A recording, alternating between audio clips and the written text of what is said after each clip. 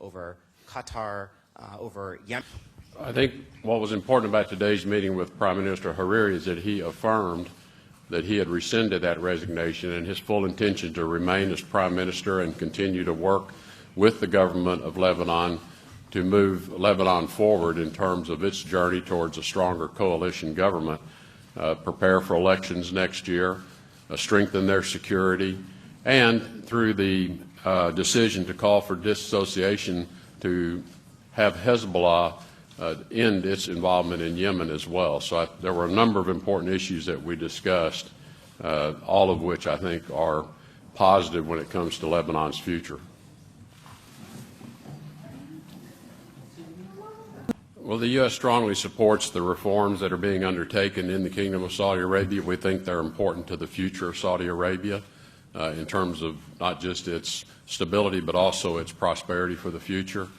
I think with respect to Saudi Arabia's engagement with Qatar, how they're handling the Yemen war that they're engaged in, the Lebanon situation, I think we would encourage them to be a bit more measured and a bit more thoughtful in those actions to, I think, fully consider the consequences. I think we've been clear when it comes to Yemen. We have called for, and President Trump himself called for this week, a complete end to the blockade of Yemen, a reopening of all the ports to not just humanitarian assistance, but commercial delivery as well, because about 80% of the food comes in on commercial shipments. We are asking that Saudi Arabia allow that access. I think as to Lebanon, things have worked out in a very positive way, perhaps even more positive than before, because there have been very strong statements of affirmation about the future of Lebanon, which can only be helpful.